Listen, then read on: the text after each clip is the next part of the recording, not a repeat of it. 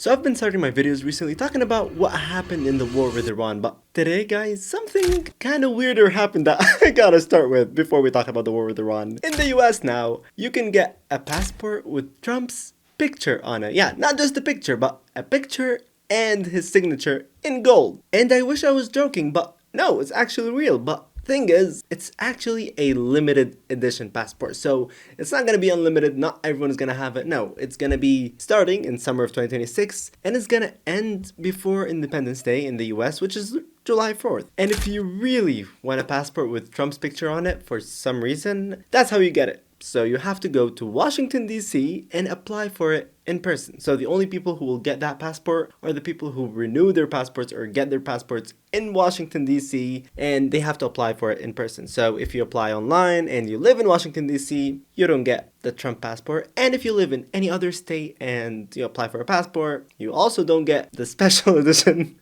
Trump passport, which is crazy, guys. This is wild. The guy just put his picture on the passport. Like, usually people don't put live presidents on their passport. It's like either monuments like the Statue of Liberty or old presidents like George Washington. That's what the US has been doing, but it's new that they're putting a live current president on the passport. That's, to me, is a little bit crazy. But that's not all we're going to be seeing of Trump, because also Trump wants to make a $1 coin with his face on it. Yeah, and as I told you before, he wants to put his signature on US dollars. That's real. Kind of wild, but I don't know. The crazy part is there are some people who are gonna go to Washington, specifically, even if they live really, really far from there, to get the Trump edition passport. I know that's gonna happen. I don't know why you would want to do that, but I know that there are some people who would specifically go and get it. Yeah, honestly, I find it really interesting that he did that. I don't know why. Seriously, like maybe he's not gonna be put on any future stuff, so he was like, you know what? I'm gonna be putting myself now. I don't know. Anyway, I just had to talk about it, and let's go to talk about the war with Iran, because there are some updates that happened. Because Trump actually said that Iran is collapsing. He wrote this tweet where he says, Iran has just informed us that they are in a state of collapse. They want us to open the Strait of Hormuz as soon as possible as they try to figure out their leadership situation, which I believe they will be able to do. Okay, thank you for your attention for this matter. Anyway, the thing is, guys, Trump is saying that Iran is collapsing, but all of that is based on what Trump said. There are no Iranian officials who came out and said that we want the US to open the Strait of Hormuz or we're opening the Strait of Hormuz because of the US. Nothing, no one said that. There are no sources saying that this is actually happening. It's just Trump. And based on what we know in this war, we've seen Trump talk about it, right? We've seen Trump saying a million times that they have won the war. And as we can see, they're still talking about the war as if it's not won yet. And every single day, Trump keeps saying, we won the war. Iran is collapsing. Iran's leadership is changing. All that stuff. But I don't know, because seriously, Iran didn't say any of that. It's just Trump saying it. And maybe lie the first time, okay? Maybe lie one time. But he's been lying a lot,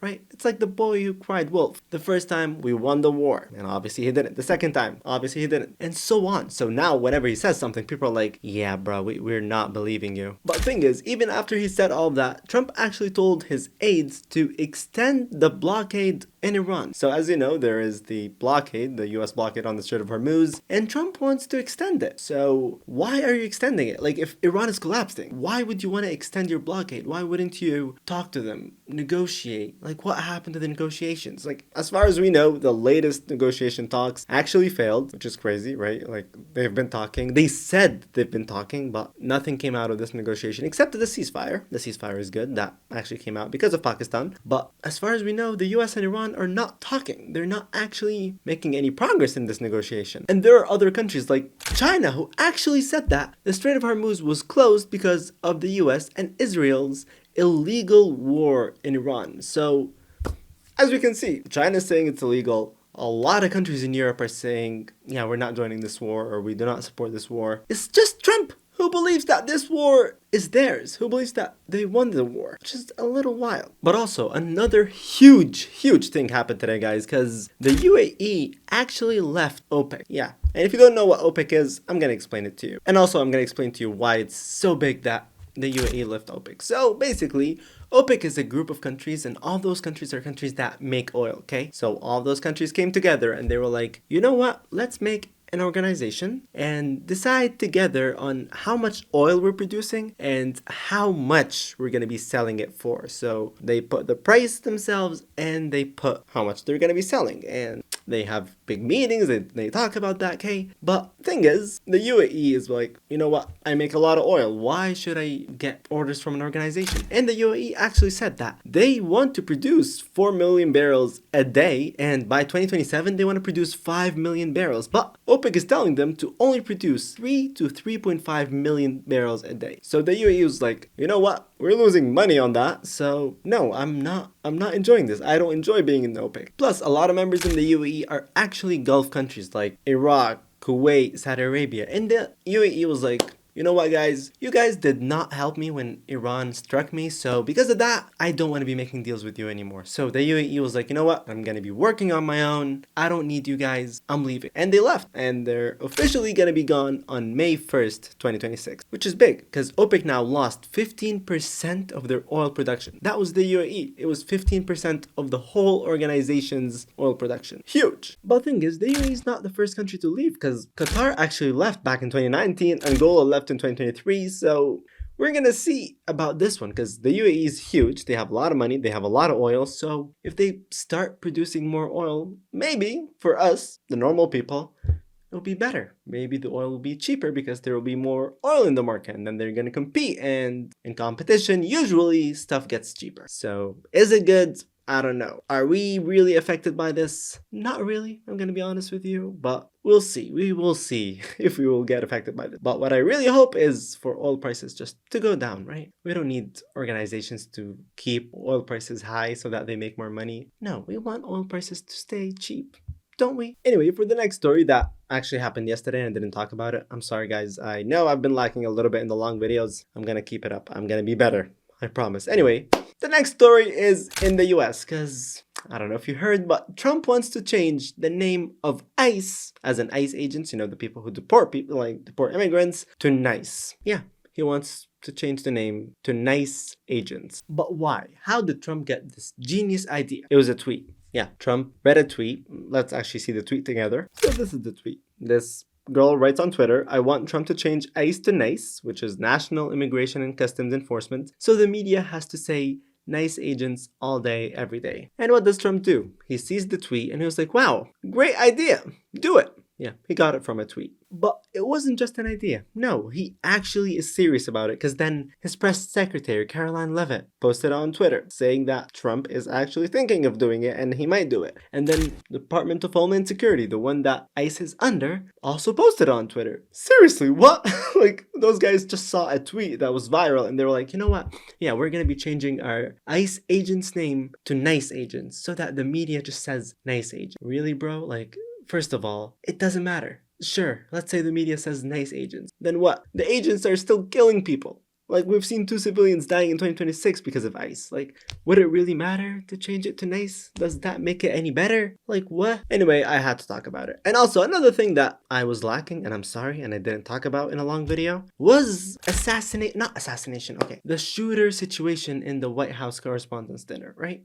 I'm sorry, I didn't talk about that, but I have to tell you, I have to talk about it a little bit, because if you don't remember, there was the White House Correspondents' Dinner, which is a huge event that happens every year where the president invites his friends and politicians and journalists for a dinner and they talk about, I don't know, political stuff, right? Anyway, there was a shooter there and they heard 4 to 5 gunshots. People ran away. Trump was escorted out, right? And then they canceled the dinner because of this shooter, okay? We know the story. You probably have seen it. And then they released the shooter's name, his picture, everything. They even showed the video of him running and they posted pictures of other people running. We have a picture of Mike Johnson running from that shooter while he was escaping. Not exactly from the shooter, just while he was evacuating. We have a video of Erica Kirk crying as she's going out. I don't know why she was crying, but she was crying. And so on, right? So we had a lot of media and people have been saying, yes, obviously there are journalists there. So yeah, we will have so many pictures, but it's kind of crazy. We have so many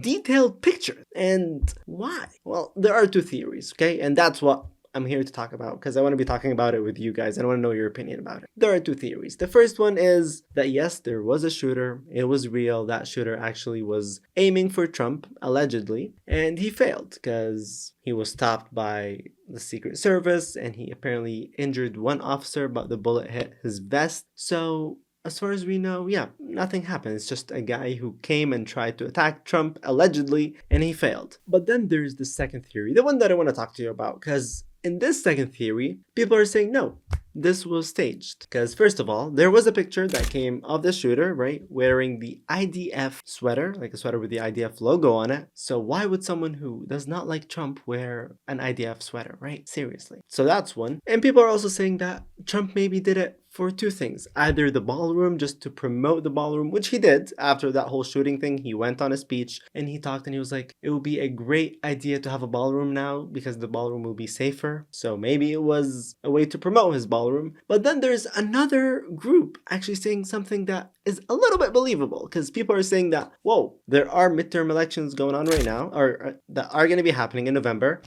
Trump is very unpopular right now, right? His popularity is falling because of the war, because of all the stuff that are happening. He's very unpopular. So what's a way to increase his popularity? An assassination attempt. Yeah, because it apparently worked. The first assassination attempt that Trump had, remember the one with the ear, and surprisingly the ear healed perfectly, got him very, very popular, right? So maybe Trump was like, you know what? Maybe that will get me popular again. That's the theory. I'm not just saying that. That's what people are saying. So they're saying that this is staged just to get him a little bit more popular again because of the midterm elections. And I really want to know your opinion on this because I have been lacking. I should have made a video about this like 3 days ago. I haven't, and I really wanted to know your opinion about it. And for the last story of today, it's something that's super wholesome, super beautiful. It's a very, very sweet story, and it made me love Poland. Like, really. Yeah, let me tell you the story. Because in Poland, there's an 11-year-old girl named Maya Mikan, and Maya is suffering of a disease called acute myeloid leukemia. And she's been fighting this disease for the third time. And if you don't know what that is, it's basically blood cancer. Yeah, very serious. It's a very bad disease, obviously. But instead of giving up, Maya actually made a song about fighting cancer. Yeah, she joined with a rapper called Bedo's 2115, and she made a song about how she's fighting cancer and how she's not gonna give up. Very, very wholesome, very, very sweet. But then there's an influencer named Piotr Garkowski, and he saw this and he was like, you know what, I'm gonna share it. So he shared it and he said, for every like I get, I will listen to this song for 1 second. He got 767,000 likes, which means that he had to listen to this song for 9 days straight. So he was like, you know what, sure, I'll do that. For 9 days straight, I will stream and I will have a goal. And the goal was to raise 500,000 zlotys, which is Poland currency, which is about $120,000. And that money is gonna go to help children with cancer, right? Anyway, he had the goal, he started streaming, and boom. This stream goes crazy viral in Poland because people started donating right away, and so much money that he actually finished his goal. Like, he did it right away. But he didn't stop, because for the 9 days, he kept streaming, and apparently by the end of the stream, he made 250 million zlotys, which is almost $70 million. Yeah, crazy. And I said he made it. No, he didn't make it. He raised $70 million, and all of that money is gonna go to help children with cancer. Like, even celebrities joined, like Robert Lewandowski, Cesare Pazura, Sana Mata, and many other celebrities. And other celebrities even shaved their heads to support kids with cancer, because obviously, as you know, their hair falls. And the celebrities are like Fashion, Katarzyna Nosowska, and Blanka Lipinska. All those shaved their heads. All of that to support kids with cancer. So the story is super wholesome. Plus, also, I forgot to tell you that he actually destroyed Mr. Beast's record, because as you guys remember, Mr. Beast has had his live stream, and in the live stream, he raised $12 million, right? That was $12 million in his stream. Well, that's $70 million.